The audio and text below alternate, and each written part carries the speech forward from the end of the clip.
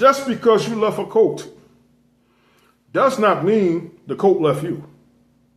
This is the part of the coat recovery space nobody talks about. You don't find this in the religious trauma space. You don't find this in testimony videos. A lot of people they ignore this process and they spiritually bypass this process right here. You might have left the cult, the church, or the high control group, but it didn't leave you. That cult is still living inside you. And it is residue that cult left behind that is still inside you. And today I'm going to show you the residue that cult left inside you. And I'm going to explain the mechanism of why it's like that. So let's get started.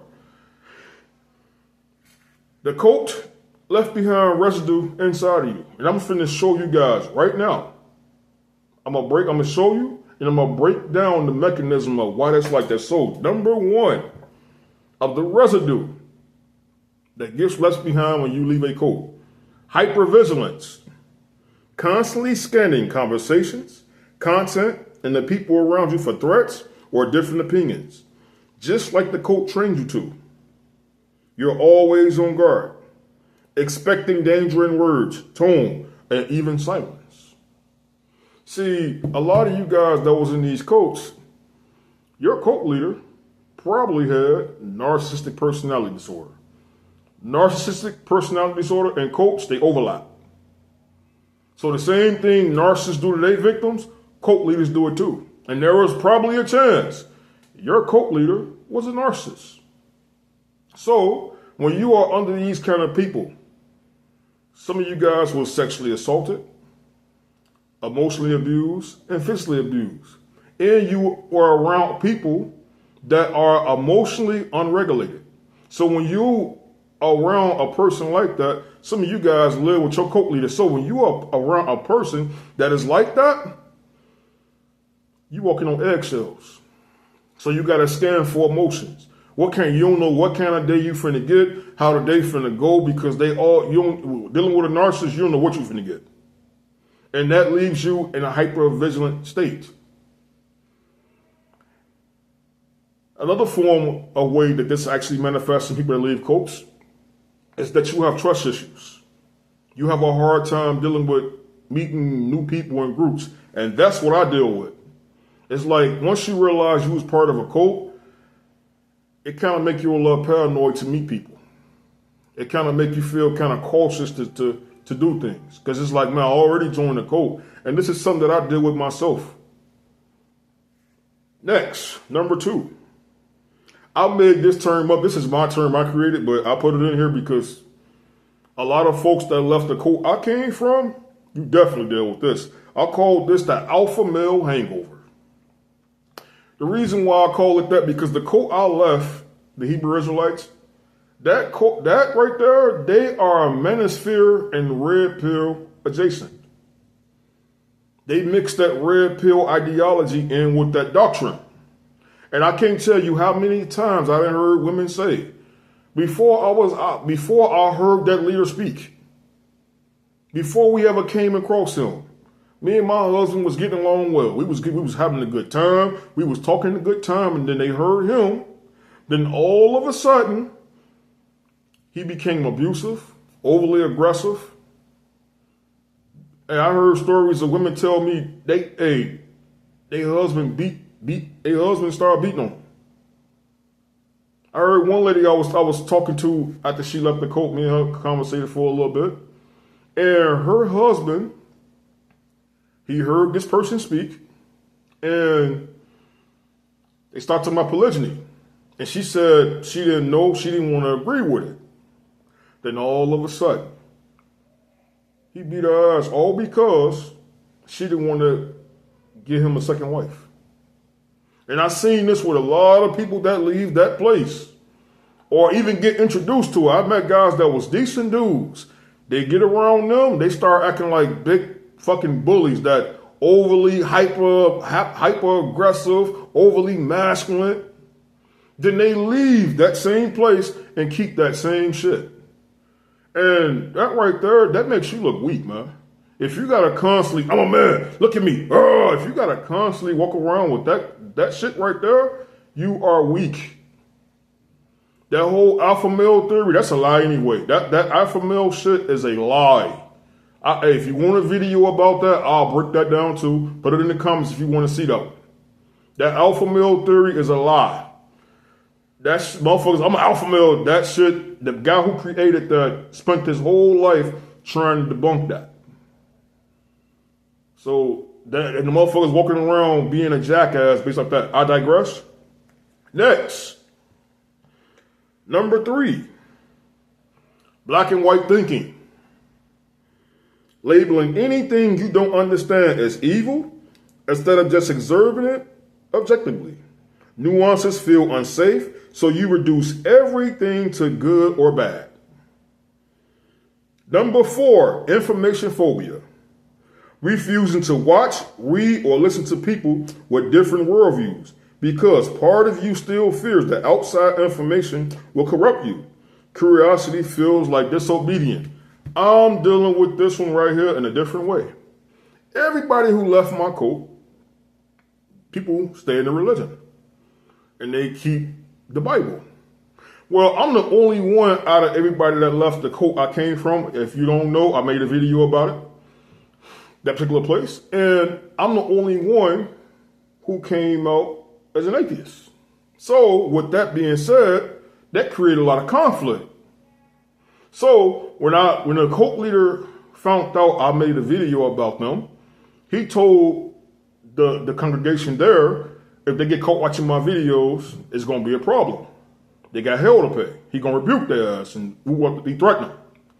Then I got wind that a leader that left that same place I came from told people that left the same place that don't watch my videos because you might come over here and get bit by, you might get bit by, they call that shit vipers, Israelites, viper, you might get bit by poison, all because I don't believe what you believe. And I made it a point when I left. What got me into a cult was believing in shit that I can't prove. Just believing shit just to believe it. And that's what got me in the cult in the first place. So I left the cult and I said, hey, if I can't prove this belief system, I'm not believing that shit. And due to that, I got people that are part of the cult throw shots at me, and I got motherfuckers who left the cult throw shots at me, all because I don't make my videos in a way that they say I should go. In my videos, I give you truth. I try to help you. Everything I've been through in these videos, everything I put in these videos, I've been through. That's why I'm able to talk about it. But since I don't believe what they believe, don't watch him because he's evil. Now, to anybody that's watching that on the outside, listening, what is that? What that sound like to you? There's people that left a cult and they still stuck in the cult-like mindset. And over here, I speak my fucking mind. I don't bite my fucking tongue. I say shit that most motherfuckers won't say, can't say, and ain't gonna say. Some of y'all think it, and you don't say it. I fucking say it out loud, no matter the consequences. And I realize, you know what? Since it's like that, that's what happened when you think freely. So anybody that's thinking about going against the grain, this is what you're going to experience. I digress. Number 5, conditional empathy. Still judging or excluding certain groups of people using the same exact rules your cult leader taught you. Your compassion has conditions based on indoctrinated beliefs. So when you are in these cults, they put people into categories. So everybody that's doing what we doing, these are the good folks, and people that do other things, these are the bad folks. That's what that term means. Number 6, seeking a new master. Immediately looking for a new pastor, content creator, politician, or guru to tell you what to do, what to think, instead of doing the harder work of building your own moral compass. The void of certainty puts you back into submission. So a lot of people, now I got one person who actually accepts my belief system as an atheist, And I heard this person had left the same cult and I left. Me and him talk every once in a blue moon, and he respect me.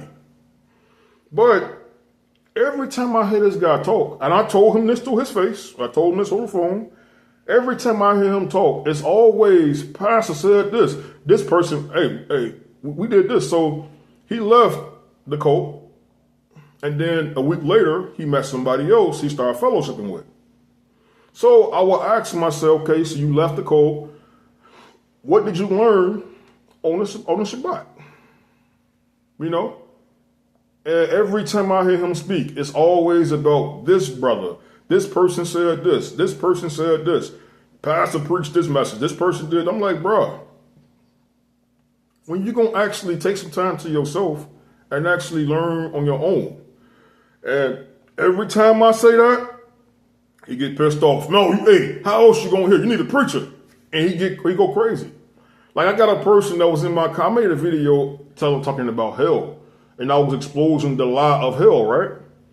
And the guy in my comment section came in there mad as hell. He was like, man, I thought you was my new leader, man. I thought you was going to be a leader for us people. And you making videos like this? And I'm like, bro, I never said I wanted to be a leader. And one, you a grown ass man.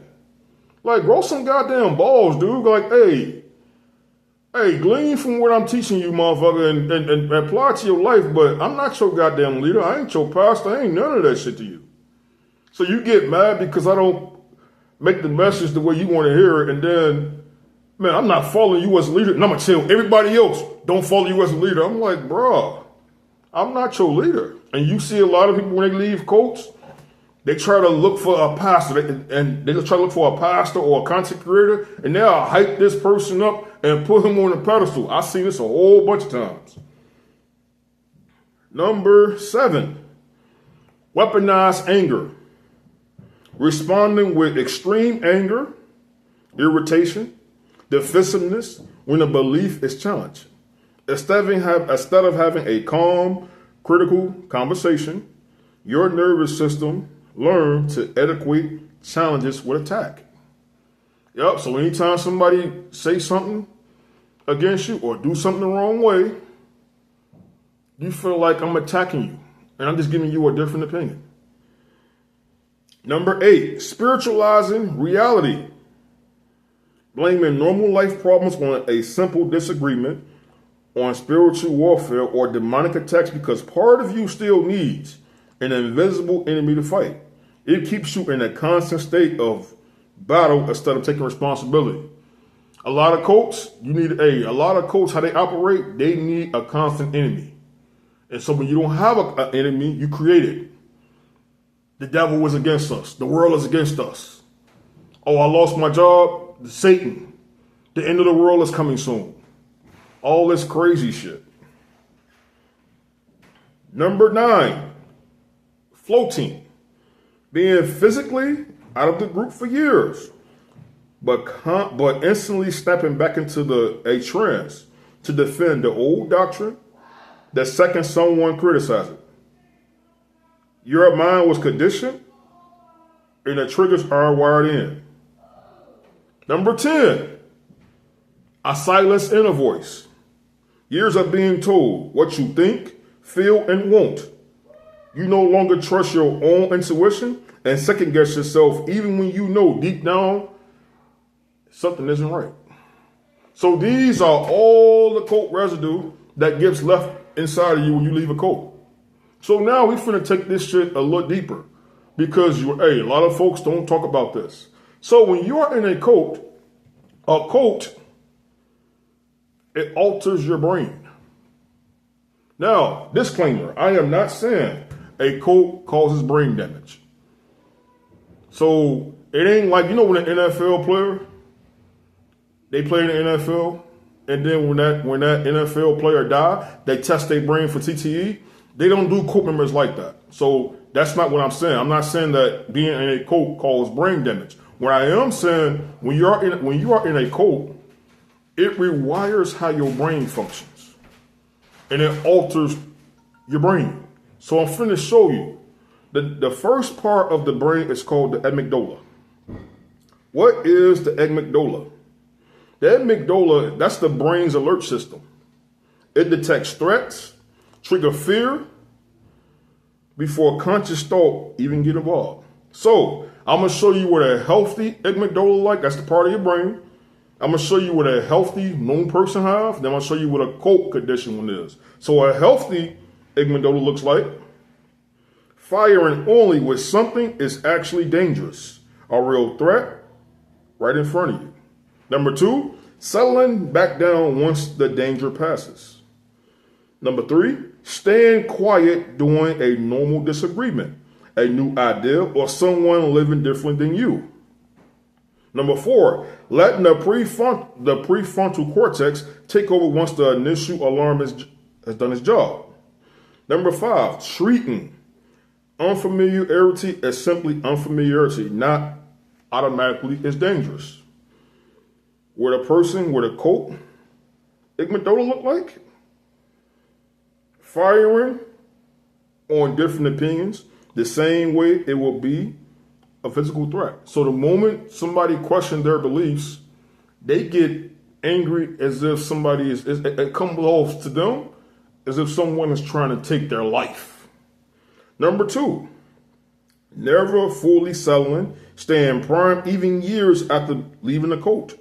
Number 3, treat a disagreement, a question, or unfamiliar idea as immediate danger. Number 4, overriding the prefrontal cortex before it even get a chance to weigh in. Last, hypervigilant as a permanent setting, always scanning, always on alert. So that's what people call this a hijacked amygdala. Next part of the next part of the brain that gets infected when you leave a cult is called the prefrontal cortex. Prefrontal cortex, as I say. So what is this? That's the brain center for logic, reasoning, and decision making. And this was supposed to be in control. So what does a healthy prefrontal cortex look like? Hearing a different opinion and getting curious instead of defensive. Pausing before reaction, even when something feels uncomfortable. Weighing new information against what you already believe and updating it if it makes sense. Next, make a decision based on evidence, not just fear. Last, being able to say, I don't know, or I may be wrong without feeling like a threat. What does a cult condition, prefrontal cortex, looks like? Reacting to a different opinion with anger before you even process what was said. No pause between the trigger and the reaction. Next, rejecting new information automatically because outside already means dangerous. Number 4, escalating instead of listening because a disagreement registered as an attack, not conversation. The last, needing to be certain and right because I don't know used to feel like spiritual danger. And this is what cult members go through. They don't talk about this type of stuff. Next, I know this is a long video. Hey, watch this in parts, but this is a video that needs to be made desperately. People need to hear this. So, a lot of you guys have left cults. You guys have left cults, and a lot of people, they ignore this process. I don't know what it is. They throw scriptures on top of it. And then people leave like it's nothing ever happened. Oh, I left the cult.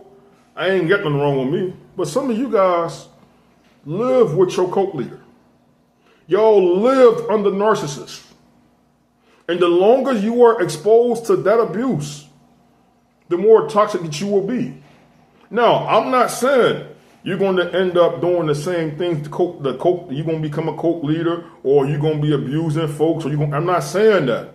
But there is no way in the hell you finna sit up under a goddamn narcissist, a cult leader, and you've been there for 7 years, 10 years, 20 years, 30 years, and you finna walk out that motherfucker and you unscathed. It doesn't work like that. So I'm finna show you what does living under a narcissist look like. Why do I say that? Because majority of narcissism and being in the cult, they overlap. And majority of the cult leaders, they have narcissist personality disorder. So I'm finna show you guys exactly what it looks like. So I know this is a long video, just bear with me. So, what does living under a narcissist do to you? Chronic anxiety. From living in fear of the next reaction. Hypervigilance, a body that never fully relaxes, always scanning for mood shifts.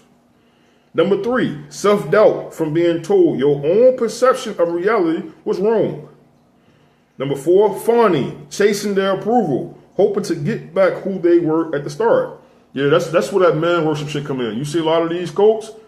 This is the reason why you see man worshiping cults. Fawning, look that up. Next, self-sabotage, undercutting your own process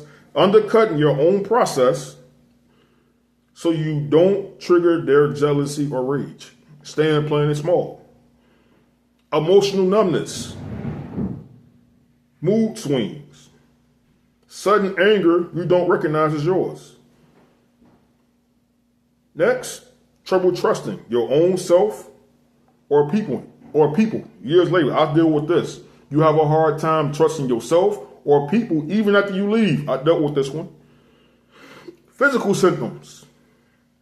Disrupted sleep, headaches, muscle tension, body keeping score, isolation because they made sure the people around you didn't believe you either. So when you left, they made sure that when you left, they made sure nobody believed your ass either. So we gonna make you to be the devil, and we gonna make sure nobody else in this place believe what you gotta say. Next, a silenced inner voice. Years of being told what to think and feel. You don't know what you want. You leave that place just like you gotta find out who you are.